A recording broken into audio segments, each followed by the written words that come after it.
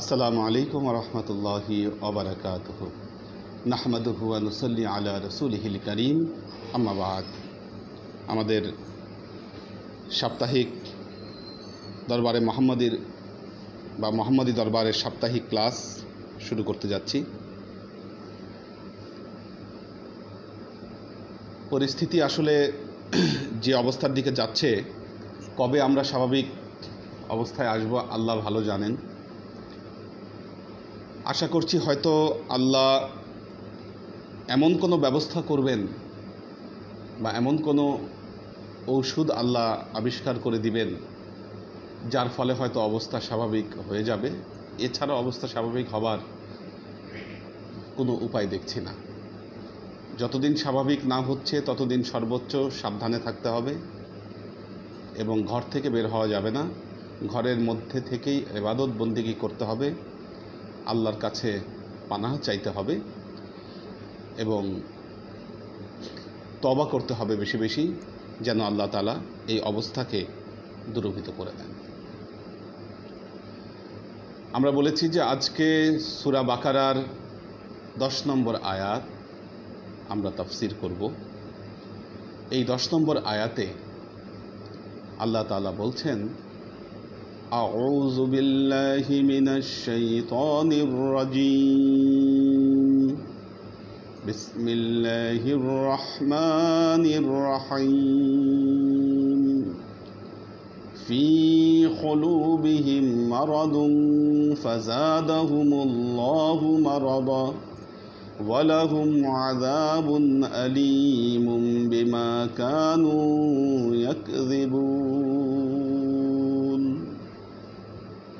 আল্লাহ তাআলা বলছেন, ফি কুলুবিহিম মারাদুন, তাদের কলবের মধ্যে রয়েছে অসুখ।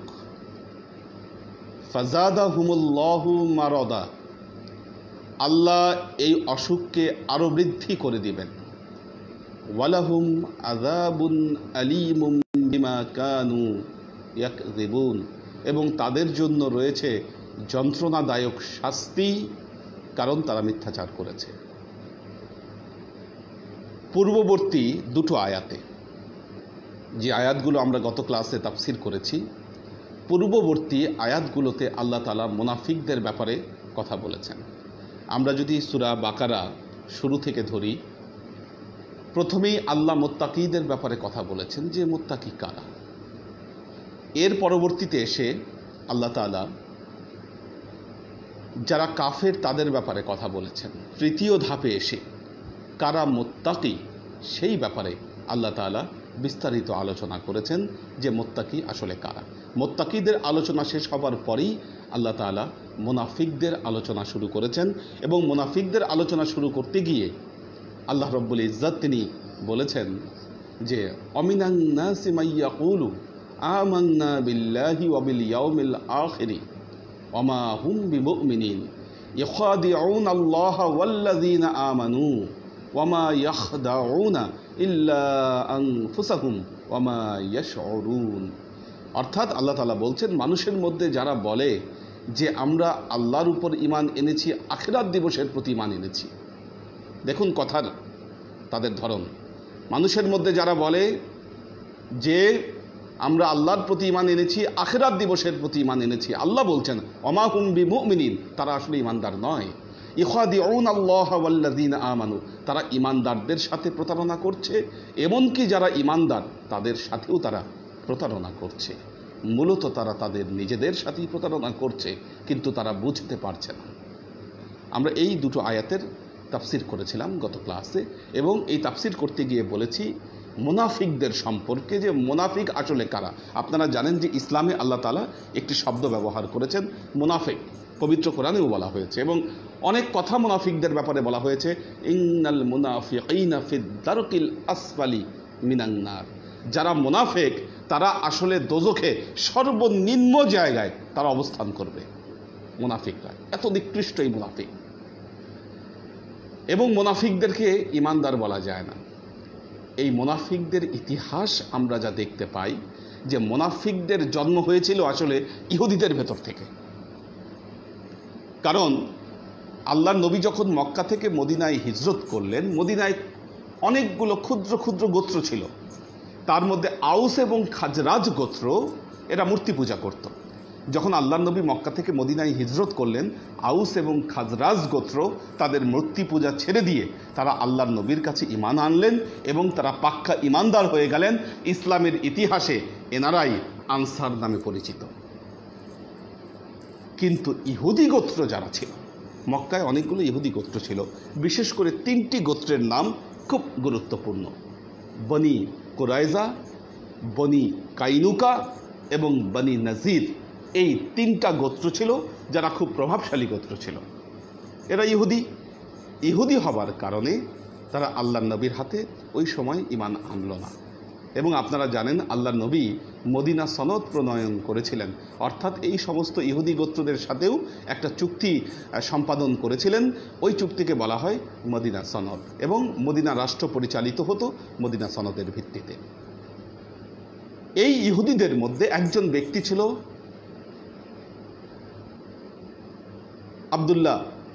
ওবায়দুল্লাহ বিন সালুল, আবদুল্লাহ ইবনে উবাই বিন সালুল। তো এই আবদুল্লাহ ইবনে উবাই তিনি অত্যন্ত প্রভাবশালী ব্যক্তি ছিলেন।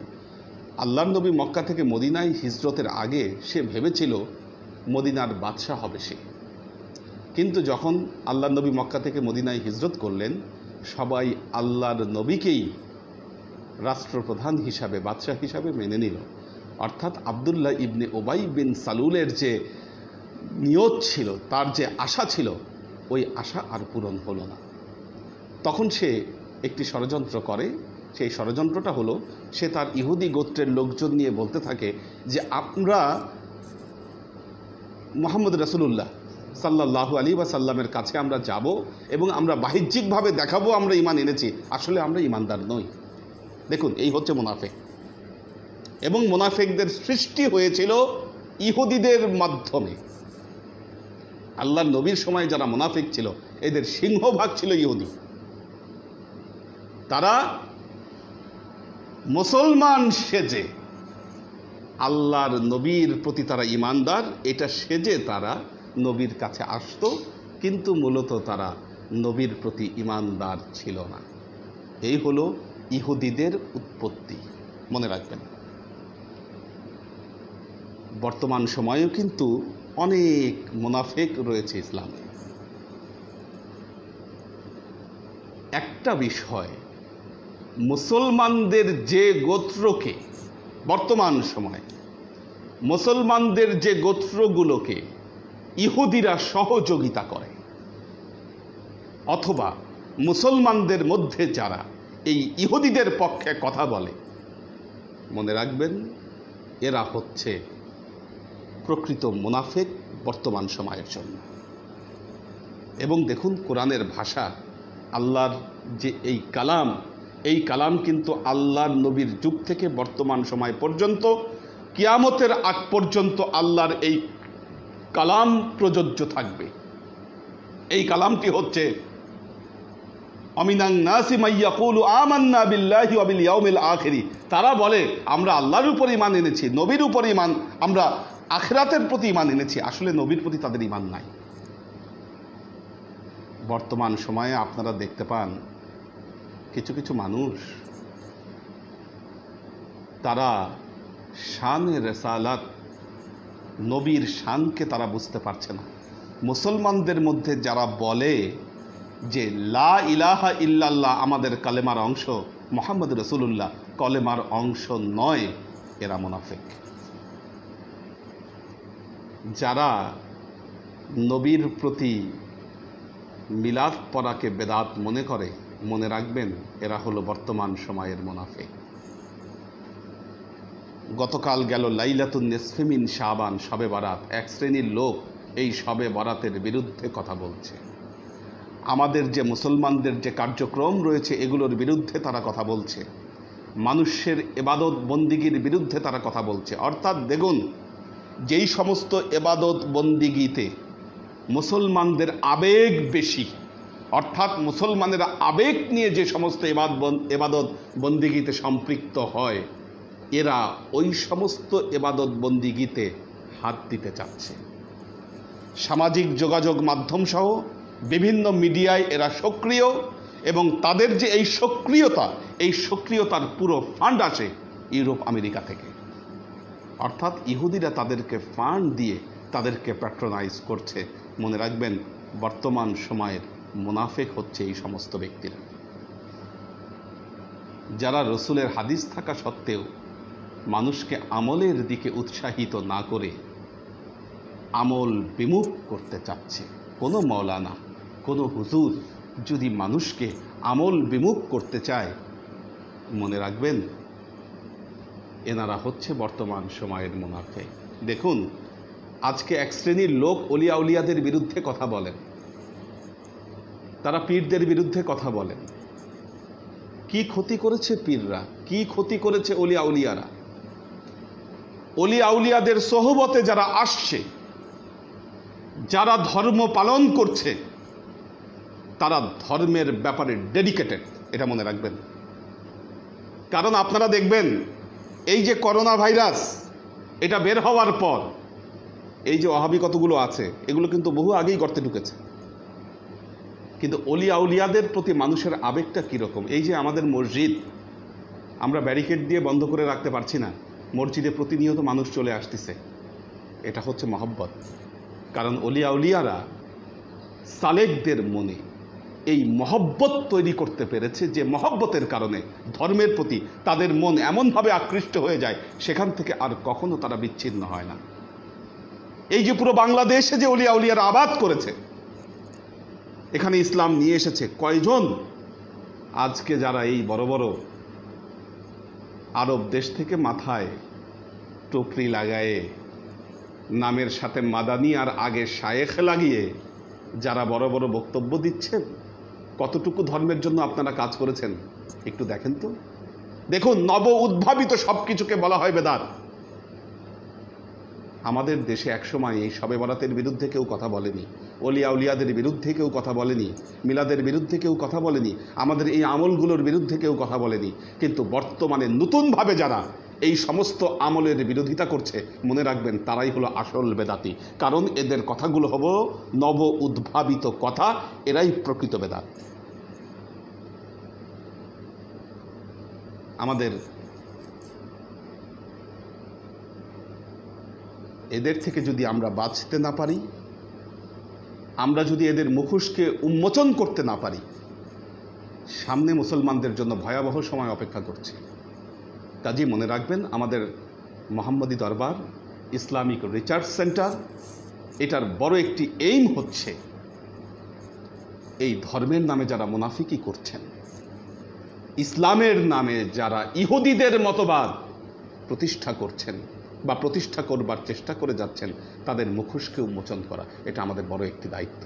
এটি আমাদের ইমানি দায়িত্ব। কথাগুলো বলতে হবে, মানুষের কাছে এগুলো প্রচার করতে হবে, সতর্ক করতে হবে তাদেরকে, এগুলো আমাদের ইমানি দায়িত্ব। আজকের যে আয়াত, সূরা বাকারার 10 নম্বর আয়াত, আল্লাহ বলছেন ফি কুলুবিহিম মারাদুন, মুনাফিকদের কথা বলছেন, ফি কুলুবিহিম মারাদুন, তাদের কলবের মধ্যে রয়েছে রোগ। ফাযাদাহুমুল্লাহু মারাদা, আল্লাহ এই রোগকে আরো বৃদ্ধি করে দিবেন। ওয়ালাহুম আযাবুন আলীমুম বিমা কানু ইয়াকযিবুন, আল্লাহ তাআলা বলছেন তাদের জন্য রয়েছে যন্ত্রণাদায়ক শাস্তি। তারা যে মিথ্যাচার করেছে, এই মিথ্যাচারের জন্য তাদের জন্য রয়েছে যন্ত্রণাদায়ক শাস্তি। ফি কুলুবিহিম মারাদুন, তাদের কলবের মধ্যে রয়েছে মারাদ, অসুখ। মা হুয়াল মারাদু, এই অসুখ কি আসলে? এই অসুখ বলতে কি বোঝাচ্ছে? হযরত আব্দুল্লাহ ইবনে আব্বাস রাদিয়াল্লাহু তাআলা আনহু বলেছেন, ওয়াহুয়ান নেফাক, এই মারাদুনটা হচ্ছে নেফাকি, মুনাফিকি। এই যে কথাগুলো বললাম, যেই সমস্ত মানুষ মুনাফিকির মধ্যে লিপ্ত, অর্থাৎ তাদের অন্তর দোদুল্যমান, মুনাফিকি। নাম্বার 1 হচ্ছে আন-নিফাক। হযরত ইকরামা রাদিয়াল্লাহু তাআলা আনহু বলেছেন, ওয়াহুয়ার রিয়া, এই মারাদুন শব্দের অর্থ হচ্ছে রিয়া, লোক দেখানো। কেমন লোক দেখানো? কিছু মানুষ আছে যত না ইবাদত বন্দিগি করে তার চাইতে মানুষকে বেশি দেখাতে চায়, মানুষকে বোঝাতে চায় আমি অনেক ইবাদত বন্দিগি করি। সে যে ইবাদত বন্দিগিগুলো করে এগুলো সে মানুষকে প্রচারণা করতে চায়। আমরা খুব একটি কমন জিনিস আমরা দেখতে পাচ্ছি আমাদের বর্তমান সময়ে, যে এই করোনা ভাইরাসের লকডাউনের পর ত্রাণগুলো যে বিতরণ করা হচ্ছে, আধা কেজি চাউল দেওয়ার জন্য 14 জন লোক দাঁড়িয়ে সেখানে ফটো সেশন করছে, এগুলো হচ্ছে রিয়া, লোক দেখানো, এবং সেগুলো ছবি তুলে মিডিয়ায় দিয়ে বেড়াচ্ছে। এই যে রিয়াকারী, অর্থাৎ আপনি যা আমল করলেন তার চাইতে বেশি আপনি শো অফ করছেন, এটা হচ্ছে রিয়াকারী। মানুষকে লোক দেখানোর আমল, এটা হচ্ছে কলবের অসুখ। দেখুন, আমরা এটা আমাদের একটা অভ্যাস, মানুষকে আমরা দেখাতে চাই বেশি। শেখ সাদির গুলিস্তানে একটি ঘটনা বর্ণিত হয়েছে যে এক দরবেশ তার সন্তানকে নিয়ে গেল দাওয়াত খেতে। নিয়ে যাওয়ার পর সে যখন নামাজ পড়ল, মানে তার এক ভক্তের বাড়িতে গিয়েছে দরবেশ, সে যখন নামাজ পড়ল, অনেক সময় ধরে নামাজ পড়ল। যখন খাবার দেওয়া হলো সে খুব কম খাবার খেলো। বাড়িতে ফিরে আসার পর ওই সুফি দরবেশ তার বউকে বলল যে তুমি আমাকে খাবার দাও, মানুষের বাসায় গিয়েছি, খুব বেশি একটি খেতে পারিনি। তখন তার সন্তান বলল, বাবা তাই যদি হয়ে থাকে তাহলে তুমি এক কাজ করো, তুমি নামাজটা আবার পড়ো, কারণ তুমি মানুষ দেখানোর জন্য কম খেয়েছো, তোমাকে তাই আবারও খেতে হচ্ছে। তুমি মানুষ দেখানোর জন্যও সেই নামাজগুলো পড়েছো, সুতরাং তুমি আবারও তোমার নামাজ পুনরায় পড়ো। ওই নামাজ হয়নি, কারণ তুমি লোক দেখানোর জন্য নামাজ পড়েছো। কাজী এই মারাদুন শব্দের আরেকটি অর্থ হচ্ছে আর রিয়া বা লোক দেখানো। এর তৃতীয় অর্থ হচ্ছে হযরত আব্দুল্লাহ ইবনে মাসউদ রাদিয়াল্লাহু তাআলা আনহু সহ অনেক সাহাবীগণ এই আয়াতের ব্যাখ্যায় বলেছেন যে মারাদুন শব্দের অর্থ হচ্ছে আশাক বা সন্দেহ। এটি খুব গুরুত্বপূর্ণ বিষয়। মারাদুন মানে হচ্ছে শাক, সন্দেহ। আল্লাহ যে এখানে অসুখের কথা বললেন, সন্দেহ হচ্ছে মানুষের জীবনে একটা বড় অসুখ। কিরকম সন্দেহ? দেখুন, এই যে শবে বরাত নিয়ে যারা মিথ্যাচার করেছে, তারা একটা কাজ করেছে, মানুষের মনের মধ্যে সন্দেহ ঢুকিয়ে দিতে পেরেছে। যিনি সন্দেহের মধ্যে থাকলেন, অর্থাৎ রাত জাগতেছেন আবার চিন্তা করছেন যে আচ্ছা রাত যে জাগতেছি আসলে কিছু আছে না আসলে কিছু নাই, নবীর এই কথাগুলো কি সত্যি না আসলে এগুলো সত্যি নয়, এভাবে যারা সন্দেহের মধ্যে পড়ে গেলেন। অনেকে আছে নতুন নতুন মুরিদ, এখন হুজুরের বক্তব্যও শুনছে, আমি যে বক্তব্যগুলো দিচ্ছি তারা সেটাও শুনছে তারা, আবার ইউটিউব ঘাঁটতে ঘাঁটতে আরেক মাওলানার বক্তব্য শুনছে। যখন আরেক মাওলানার বক্তব্য শুনছে তখন চিন্তা করছে আচ্ছা কারটা আসলে ঠিক, আমার হুজুর যেটা বললো এটা কি আসলে ঠিক, না অমুক মাওলানা যে এই কথা বলেছে তার কথা ঠিক। এই যে দেখুন, এটি হচ্ছে শক। এই শক হচ্ছে মানুষের কলবের জন্য বড় একটি রোগ। এখান থেকে মুক্ত হতে হবে। সন্দেহ নিয়ে, শক নিয়ে একজন সালেক কখনো প্রকৃত ইমানদার হতে পারে না। অন্তর থেকে সমস্ত শক, সমস্ত সন্দেহ এই কাল্ব থেকে আপনাকে দূরীভূত করতে হবে, নাহলে মনে রাখতে হবে আপনার কাল্ব অসুস্থ। কবি হাফিজ এই জন্য একটি কথা বলেছেন, বমেই সজ্জাত রঙ্গিন কুন গরত পীর মুগান গোয়াত কে সালেক নবুয়াত রাহ ওয়া রাসম মঞ্জিলহা। তোমার পীর যদি বলে তুমি তোমার জায়নামাজ তুমি শরাব দিয়ে রঙিন করে দাও, কারণ তিনি জানেন তোমার পথ কোথায় গিয়ে শেষ হয়েছে। ইতমিনান লাগবে যে না, আমার মুর্শিদ যিনি, আমার ইমাম যিনি, তিনি আমার জন্য যে পথ বাতলে দিচ্ছেন এই পথ আমার জন্য সর্বোত্তম। এই জন্য মনে রাখবেন, যারা সন্দেহের মধ্যে থাকেন, যারা সন্দেহের মধ্যে রয়েছেন, তাদের জন্য হেদায়েত পাওয়া সম্ভব নয়। এবং এই তাদের ব্যাপারেই আল্লাহ কোরআনে বলছেন ফি কুলুবিহিম মারাদুন, তাদের কলবের মধ্যে রয়েছে অসুখ। এই অসুখের কথা আল্লাহ কোরআনে আরো বলেছেন।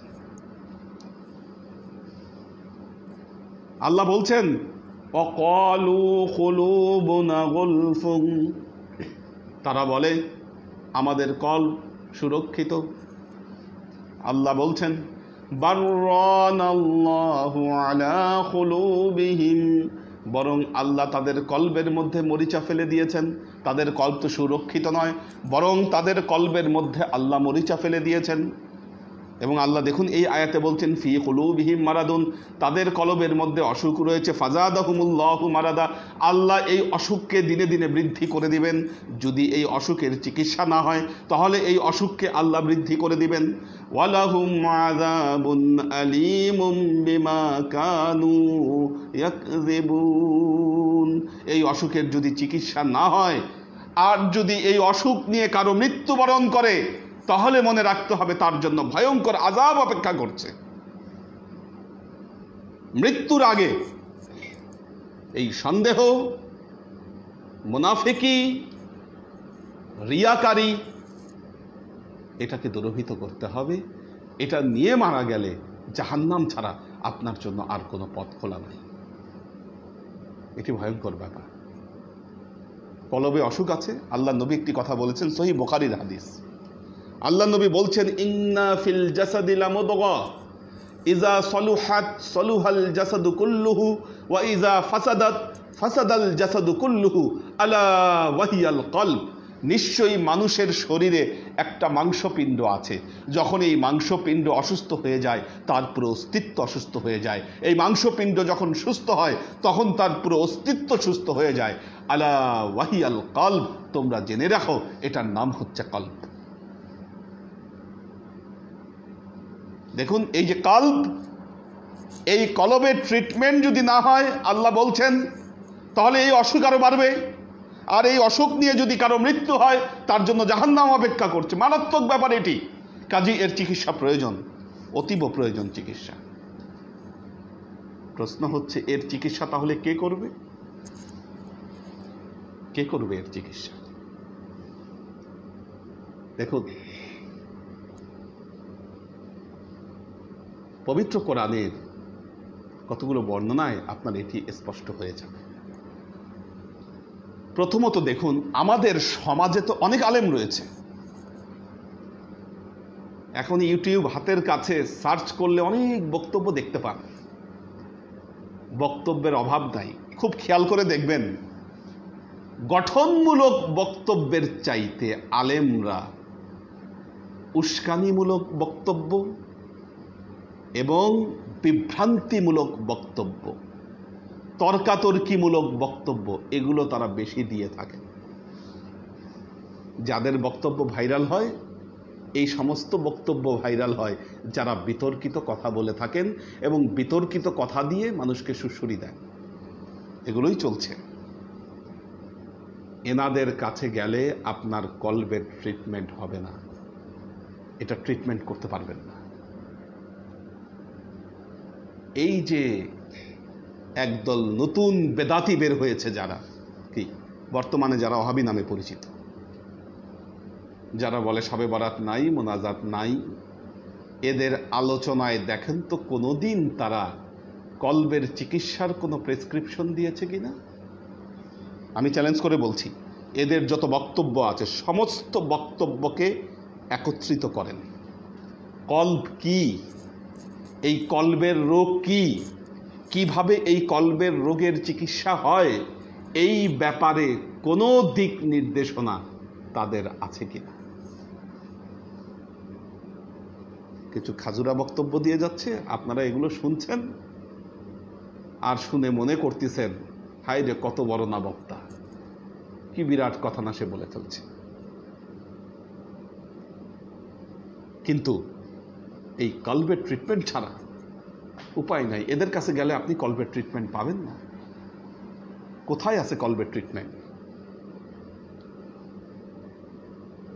চিল্লায় যাবেন আপনি? যান তো, আলোচনাগুলো শুনেন তো, দেখেন তো কলবের ট্রিটমেন্টের ব্যাপারে কোনো দিক নির্দেশনা সেখানে আছে কিনা? মানুষের লতিফাগুলো, কলব, সের, খফি, আখফা, রূহ, এই যে লতিফাগুলো আল্লাহ যে বিভিন্ন যন্ত্রাংশ মানুষের শরীরের ভেতরে দিয়েছেন, এগুলোর দিক নির্দেশনা কারা দেয় এই পৃথিবীতে? আল্লাহর জমিনে কারা এগুলোর ব্যাপারে দিক নির্দেশনা দিচ্ছে একটু খেয়াল করে দেখেন। আল্লাহর ওয়ালিরা ছাড়া এই দিক নির্দেশনা কেউ আজকের দুনিয়ায় দিচ্ছে না। আল্লাহর ওয়ালিরা কোনো বিতর্কের মধ্যে নাই। আল্লাহর ওয়ালিরা মানুষকে বিভ্রান্ত করবার ব্যাপারে নাই। তারা দেখবেন মানুষকে এই ট্রিটমেন্টগুলো দিয়ে যাচ্ছে। তারা কলব নিয়ে কথা বলে, তারা খফি নিয়ে কথা বলে, তারা সেড নিয়ে কথা বলে। এবং দেখুন পবিত্র কোরআনে আল্লাহর যে কথা, কলবের চিকিৎসা কিভাবে হবে, আল্লাহ তার কালামে পাকে বলছেন, আলা বিযিকরিল্লাহি তাতমাইন্নুল কুলুব। আলা, ওহে, বিযিকরিল্লাহ, একমাত্র আল্লাহর জিকিরই পারে তাতমাইন্নুল কুলুব, মানুষের কলবকে প্রশান্ত করতে, মানুষের কলবের এই রোগকে সারিয়ে দিতে। আল্লাহর জিকির ছাড়া মানুষের কলবের এই রোগ সারানোর কোনো উপায় নাই। আজকের দুনিয়ায় মানুষকে এই জিকিরের তালকিন একমাত্র ওলিয়া উলিয়ারা দিয়ে থাকেন। আমি চ্যালেঞ্জ করে বলছি, ওলিয়া উলিয়াদের দরবার ছাড়া জিকিরের তালকিন, এই জিকিরের প্র্যাকটিস অন্য কোথাও দেওয়া হয় না। যে মাওলানাগুলোর কথা বললাম তাদের কাছে জানতো দেখি আপনাকে জিকিরের তালকিন দেয় কিনা। বলবে জিকির, নামাজি তো বড় জিকির, নামাজি তো বড় জিকির, আর কিসের জিকিরের দরকার, এ কথা বলবে আপনাকে। অর্থাৎ আপনি তার এই বক্তব্যের দ্বারা বিভ্রান্ত হচ্ছেন। কোরআন তো এ কথা বলেনি। হ্যাঁ, নামাজ জিকির, জিকিরের মধ্যে এক ধরনের জিকির হচ্ছে নামাজ। আরও জিকিরের দরকার আছে। আল্লাহ তার কালামে পাকে বলছেন, কদ আফলাহা মান তাযাক্কা ওয়া যাকারা ইসমা রাব্বিহি ফাসাল্লা।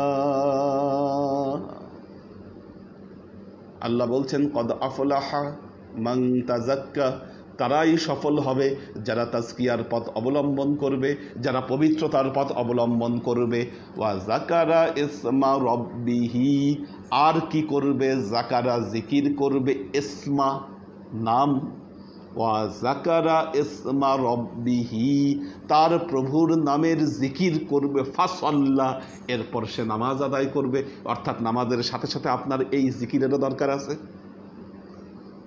আল্লাহর ওয়ালিরা ছাড়া এই জিকিরের তালকিদ কেউ কাউকে দেন না।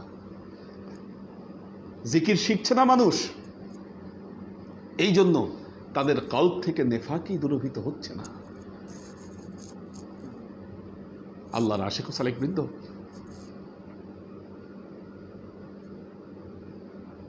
এজন্য আমাদের এই কলবের চিকিৎসা অতীব জরুরি। এই চিকিৎসা ছাড়া যদি আমরা মৃত্যুবরণ করি তাহলে আমাদের কোনো উপায় নেই। দেখুন আল্লাহ কোরআনে আরেকটি আয়াতে বলছেন, قُلِ ادْعُوا اللَّهَ أَوِ ادْعُوا الرَّحْمَنَ أَيَّامَ تَدْعُوا فَلَهُ الْأَسْمَاءُ الْحُسْنَى। আল্লাহকে আল্লাহ নামে ডাকো, قُلِ ادْعُوا اللَّهَ, আল্লাহকে আল্লাহ নামে ডাকো, আবিদুর রহমানা, অথবা তাকে রহমান নামে ডাকো, আইয়ামা তাদউ, যে নামেই তাকে ডাকো না কেন, ফালাহুল আসমাউল হুসনা, আল্লাহর জন্য রয়েছে সুন্দরতম নাম সমূহ। কাজেই এই নাম দ্বারা তোমরা আল্লাহর জিকির করো। আল্লাহর আশিক ও সালেক বৃন্দ, এজন্য প্রতিটা তরিকাই মানুষকে কিছু জিকিরের তালকিন দেয়। তরিকা ছাড়া অন্য কোথাও সুনির্দিষ্ট কোনো জিকিরের তালকিন দিতে হয় না। কাজে আপনি যদি কলবের রোগ সারাতে চান, কলবের রোগ থেকে যদি আপনি মুক্তি পেতে চান, আল্লাহর জিকিরে লিপ্ত হওয়া ছাড়া আপনার কোনো উপায় নেই। আল্লাহর আশিক ও সালেক বৃন্দ, এখন ঘরে বসে আছেন, বেশি বেশি জিকির প্র্যাকটিস করতে হবে আপনাকে। বিশেষ করে আমাদের যে জিকিরগুলো রয়েছে তার মধ্যে একটি জিকির রয়েছে লা ইলাহা ইল্লাল্লাহ। হাদিসে এসেছে এই জিকির হচ্ছে শিরিষ কাগজের মতো। আপনারা জানেন শিরিষ কাগজ দিয়ে ডললে ময়লা উঠে যায়, কোথাও মরিচা পড়লে, এই যে আল্লাহ বলেছেন বা রন আল্লাহু আলা কুলুবিহিম, আল্লাহ তাদের কলবে মরিচা ফেলে দিয়েছেন। শিরিষ কাগজ দিয়ে ডললে মরিচা উঠে যায়। এই জিকির যত করবেন লা ইলাহা ইল্লাল্লাহ, এই জিকিরের মাধ্যমে কলব পরিষ্কার হয়ে যায়। আল্লাহ নবীর হাদিসে বর্ণিত হচ্ছে ইজা আজনাবা আবদুন ফাহুয়া নুক্তাউন সাউদাউন ফি কলবিহি, যখন একজন বান্দা পাপ করলে তার কলবের মধ্যে একটা কালো দাগ পড়ে যায়। সে যখন একের পর এক পাপ করতে থাকে কলবের মধ্যে দাগ আরো বাড়তে থাকে, বাড়তে বাড়তে এক সময় তার কলব আচ্ছন্ন হয়ে যায়। যখন সে তওবা করে, আল্লাহর জিকিরে লিপ্ত হয়, ওই দাগ চলে যায় এবং তার কলব আলোকিত হতে থাকে। আপনি এই জিকির যত করবেন আপনার কলব তত আলোকিত হতে হবে, আলোকিত হতে থাকবে আপনার কলব। লা ইলাহা ইল্লাল্লাহ, লা ইলাহা ইল্লাল্লাহ। আচ্ছা, লা ইলাহা, দেখুন যখন লা ইলাহা বলছেন আপনি, লা ইলাহা অর্থাৎ আমার কোনো ইলাহা নাই। ইলাহার অর্থ বিভিন্ন করেছেন। ইলাহা মানে লা মাউজুদা ইল্লাল্লাহ, লা মাতলুবা ইল্লাল্লাহ, আমার কোনো চাওয়া পাওয়া নাই, আমার কোনো আশা ভরসা নাই, আমার কেউই নাই। কি আছে? ইল্লাল্লাহ, একমাত্র আল্লাহ রয়েছে। এটা প্র্যাকটিস করার সময় আপনারা লা ইলাহা দম উপরে টেনে যখন ইল্লাল্লাহ বলবেন, কলব থাকে মানুষের বুকের বাম পাশে। ইল্লাল্লাহ বলার সময় বাতাসটা যখন ছেড়ে দিবেন, এই কলবে আপনি হালকা একটা বাড়ি দিতে পারেন বাম পাশে। জাস্ট একটা প্র্যাকটিস, এটাকে প্র্যাকটিসে নিয়ে আসেন। দেখবেন যখন জিকির করবেন এইভাবে হালকা বেশ কিছুক্ষণ পড়ার পর আপনার মধ্যে একটা অনুভূতি আসবে, একটা বিশেষ অনুভূতি কাজ করবে। কারণ এই জিকিরের মাধ্যমে আপনার কলবের যে মরিচাগুলো আছে, কালো দাগগুলো আছে, আস্তে আস্তে চলে যাবে। এবং মনে রাখবেন যখন এই দাগগুলো চলে যাবে, কলব যতই আপনার পরিচ্ছন্ন হবে, আপনার মধ্যে আধ্যাত্মিকতার বহিঃপ্রকাশ ঘটবে। আপনি আল্লাহর নূর দেখবেন, আল্লাহর নূর আপনার কাছে ধরা দিবে, এছাড়া নূর ধরা দিবে না আপনার কাছে। আর যখনই আল্লাহর নূর আপনার কাছে ধরা দিবে, ইবাদত বন্দিগির প্রতি আপনার আগ্রহ তত বৃদ্ধি পাবে। কাজেই আমাদেরকে যদি মুক্তি পেতে হয়, আল্লাহ যে কথা বলেছেন যে ফি কুলুবিহিম মারাদুন ফাজাদাহুমুল্লাহু মারাদা, আল্লাহ তার কলবের মধ্যে অসুখ আছে, এই অসুখ থেকে মুক্তি পেতে হবে। এই অসুখ থেকে মুক্তি পেলে নিয়মিত ওজিফা করবেন, ওজিফা ছাড়বেন না, সকাল সন্ধ্যার যে ওজিফাগুলো।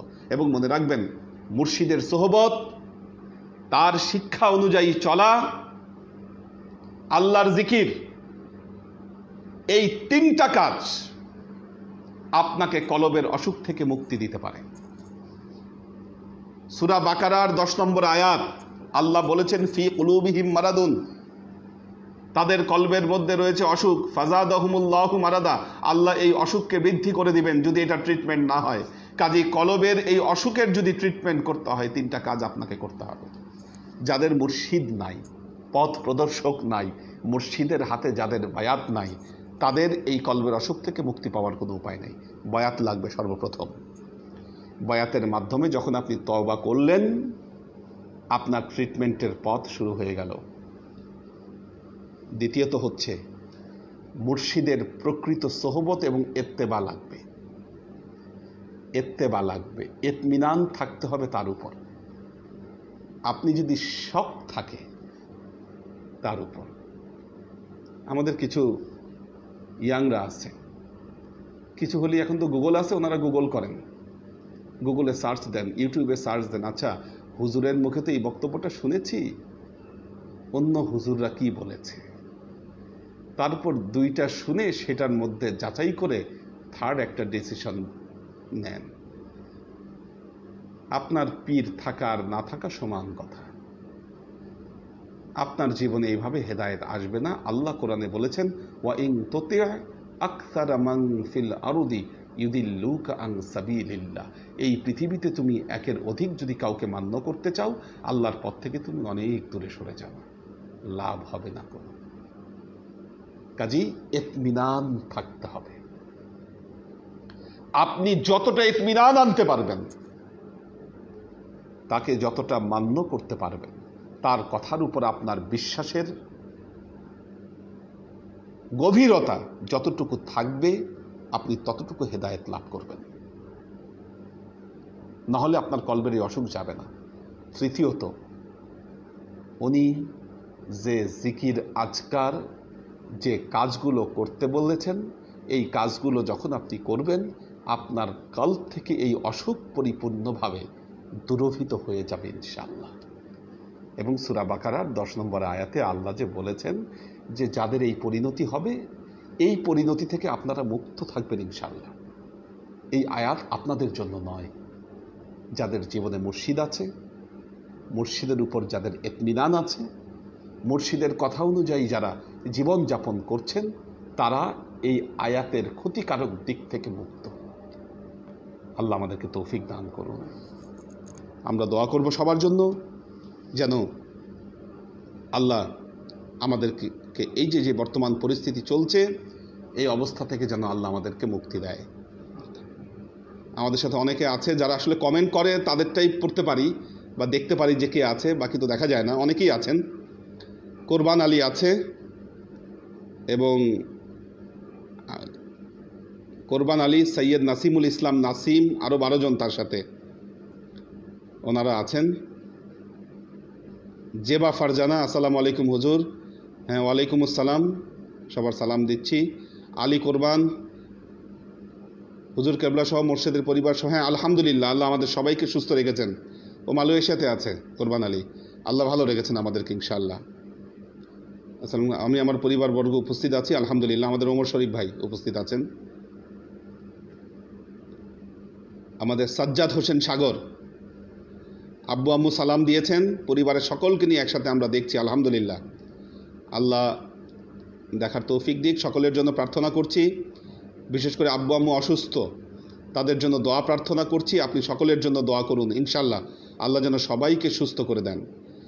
হ্যাঁ, আমাদের আব্দুল হাফিজ ভাই বলেছেন, হুজুর যেটা বলেন সেটাই ঠিক, এই বিশ্বাসটাই থাকতে হবে। পর্না বিনতে কাদির, হুজুর আসসালামু আলাইকুম। ইব্রাহিম অ্যান্ড ফ্যামিলি, আমাদের ইব্রাহিম ভাই, উনি একটু অসুস্থ ছিলেন, এখন হয়তো সুস্থ আছেন আর কি আল্লাহর রহমতে। অন্তু আহমেদ, আসসালামু আলাইকুম। ওয়ালাইকুম আসসালাম। হুজুর আসসালামু আলাইকুম।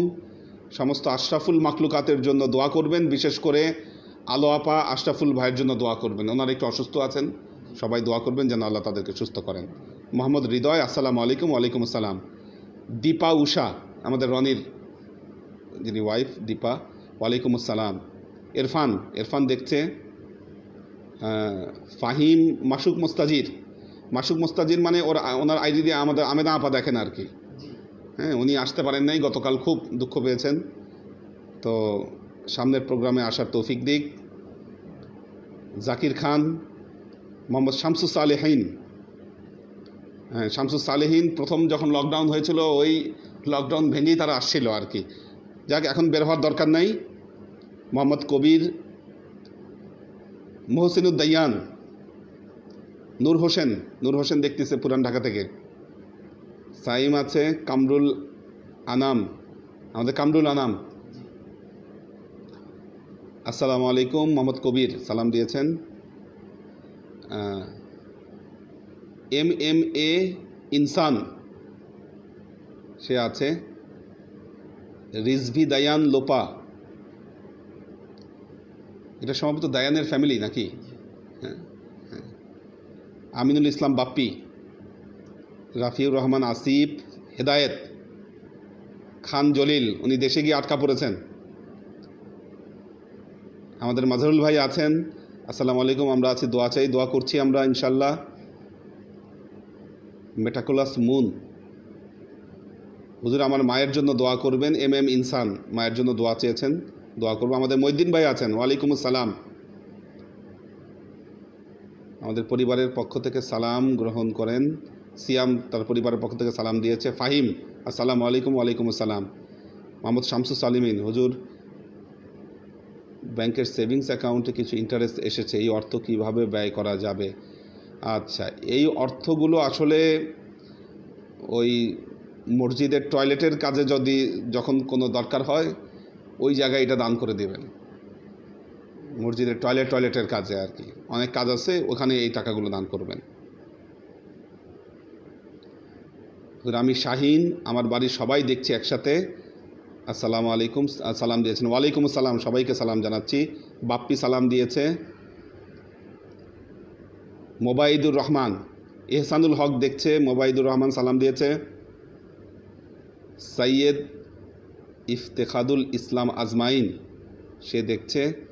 দীপা হুজুর, রুমা আপ্পা, নাসির ভাই, আয়েশা সবাই সালাম দিয়েছেন। ওয়ালাইকুম আসসালাম সবাইকে। হ্যাঁ, ঠিক আছে, সবাই ভালো থাকুন, সুস্থ থাকুন, বাসায় থাকুন। অযথা কোনো কারণ ছাড়া বাসা থেকে কারো বের হবার দরকার নেই। আল্লাহ সবাইকে সুস্থ রাখুন, কারণ অবস্থা তো গ্র্যাজুয়ালি আমাদের খারাপের দিকে যাচ্ছে। যতটুকু টেস্ট করতে পেরেছে সেই অনুযায়ী আমরা সংখ্যাটা জানতে পারছি, ভেতরে কিন্তু আক্রান্তের পরিমাণ আরও অনেক বেশি। এখন এটা একটা মেডিসিন ছাড়া বাংলাদেশে কিভাবে এখান থেকে উদ্ধার পাবে জানি না। কারণ রোগী যদি হয় লক্ষ লক্ষ, বাংলাদেশে আইসিইউ সাপোর্ট দিতে পারবে 300, মনে হয় 300 বা 350 সাপোর্ট পুরো বাংলাদেশে আছে।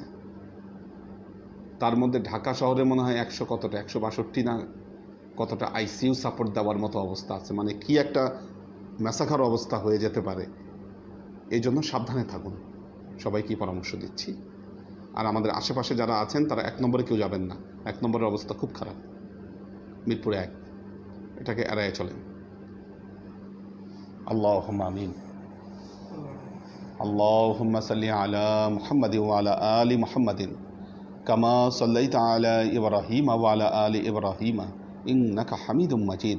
আল্লাহুম্মা বারিক আলা মুহাম্মাদিন ওয়া আলা আলি মুহাম্মাদিন কামা বারাকতা আলা ইব্রাহিম ওয়া আলা আলি ইব্রাহিম ইন্নাকা হামিদুম মাজিদ। রব্বানা যালামনা আনফুসানা ওয়া ইল্লাম তাগফির লানা ওয়া তারহামনা লানাকুনান্না মিনাল খাসিরিন। রব্বানা আতিনা ফিদ দুনিয়া হাসানা ওয়া ফিল আখিরাতি হাসানা ওয়া কিনা আযাবান নার। রব্বানা লা তুযিগ কুলুবানা বা'দা ইয হাদাইতানা ওয়া হাব লানা মিন লাদুনকা রাহমা ইন্নাকা আনতাল ওয়াহ্হাব। আল্লাহুম্মা ইন্নাকা আফুব্বুন তুহিব্বুল আফওয়া ফা'ফু আন্নী ইয়া গফুরুর রহিমুল ওয়াদুদ। আল্লাহুম্মা নাওবির কুলুবানা বিনূরিল ঈমান ওয়া নাওবির কুলুবানা বিনূরিল ইসলাম ওয়া নাওবির কুলুবানা বিনূরিল ইহসান ওয়া যায়্যিন আখলাকানা বিনূরি মুহাম্মাদিন সাল্লাল্লাহু আলাইহি ওয়াসাল্লাম। আল্লাহুম্মা ইন্না নাসআলুকা ইলমান নাফিআ রিজকান ওয়াসিআ আমালান মাকবুলা শিফাa'an মিন কুল্লি দাইন কলবান খাশিয়া যিহনান যাকিরা ঈমানান কামিলা তাওবাতান ক্বাবলাল মাউত রাহাতান ইনদাল মাউত ওয়া নাজাতান বা'দাল মাউত। আল্লাহুম্মা ইন্না নাসআলুকা রাহমাতিকা ফি কুল্লি দারজাতিন ফালাহান ফি কুল্লি আমরিন ওয়া নাউযু বিকা মিনাশ শিরকি ওয়াশ শাক্কি ওয়ান নিফাকি ওয়াল বিদআতি ওয়া মিন কুল্লি ওয়াসওয়াসাতিশ শাইতান। ইয়া আল্লাহ, ইয়া রহমান, ইয়া মালিক, আমরা এতক্ষণ তোমার দরবারে যে সমস্ত আমলকে উপস্থাপন করলাম ত্রুটি মুক্তভাবে, এই আমলগুলোকে তুমি আমাদের তরফ থেকে কবুল করে নাও। আমাদের এই অবস্থার মধ্যেও দরবারে কিন্তু খতম হচ্ছে, এই করোনা ভাইরাসের জন্যই খতম হচ্ছে। আল্লাহ, তুমি এর যা আমাদের প্রিয় নবী হযরত মুহাম্মদ মুস্তাফা সাল্লাল্লাহু আলাইহি ওয়াসাল্লামের কাছে পৌঁছে দাও। আল্লাহ, আমাদের নবীর প্রিয় পরিবারবর্গের কাছে তুমি এর চাচাকে পৌঁছে দাও। আমাদের নবীর প্রিয় সাহাবাই কেরামের কাছে তুমি এর চাচাকে পৌঁছে দাও। এই দুনিয়ার সমস্ত আম্বিয়াই কেরাম, সাহাবাই কেরাম, তবে আইন ওয়ালি আউলিয়া, গাউস কুতুব, আমাদের মা বাবা, ভাই বোন, আত্মীয় স্বজন, এই দরবার থেকে যত পীর ভাই বোন চলে গেছে সবার রূহে আল্লাহ তুমি এর চাচাকে পৌঁছে দাও। তুমি তোমার হাবিবের উসিলায় আমাদের সবাইকে কবুল ক্ষমা করে দাও। আমাদের জীবন থেকে সমস্ত অভাব, অভিযোগ, বালা, মুসিবত, দুঃখ, কষ্ট, রোগ, শোককে দূরভূত করে দিয়ে দৃঢ় হস্তে তোমার দ্বীনের খিদমতের তৌফিক তুমি আমাদেরকে দান করো। বিশেষ করে আল্লাহ, যে আযাব, যে গজব আমাদের মাঝে এসেছে, আল্লাহ তুমি এই করোনাকে তুমি ফিরিয়ে নিয়ে যাও আল্লাহ। তুমি আমাদের অবস্থাগুলো স্বাভাবিক করে দাও আল্লাহ। আমরা স্বাভাবিক অবস্থায় ফিরে যেতে চাই আল্লাহ। তুমি আমাদের মসজিদগুলোকে খুলে দাও, আমাদেরকে প্রাণ ভরে ইবাদত বন্দেগী করার তৌফিক দাও আল্লাহ। আমরা তোমার দরবারে তওবা করছি আল্লাহ। আল্লাহ, এবার সুযোগ পেলে আল্লাহ আমরা মসজিদগুলোকে আরও ভালো মতো আবাদ করবার চেষ্টা করব আল্লাহ। তুমি আমাদেরকে সে তৌফিক তুমি দান করো আল্লাহ। আমাদের মধ্যে যারা বৃদ্ধ রয়েছে আল্লাহ, তুমি তাদেরকে বিশেষভাবে হেফাজত করো আল্লাহ। তুমি তাদের কাউকে এই মহামারীতে তুমি আক্রান্ত করো না। আমাদের মাঝে যারা অসুস্থ রয়েছে তাদেরকে তুমি সুস্থ করে দাও। সুবহান রাব্বিকা রাব্বিল ইজ্জাতি আম্মা ইয়াসিফুন, সালামুন আলাল মুরসালিন, আলহামদুলিল্লাহি রাব্বিল আলামিন। ওয়াজআল আখিরু কালিমাতিনা ইনদাল মাউত লা ইলাহা ইল্লাল্লাহু মুহাম্মাদুর রাসূলুল্লাহ সাল্লাল্লাহু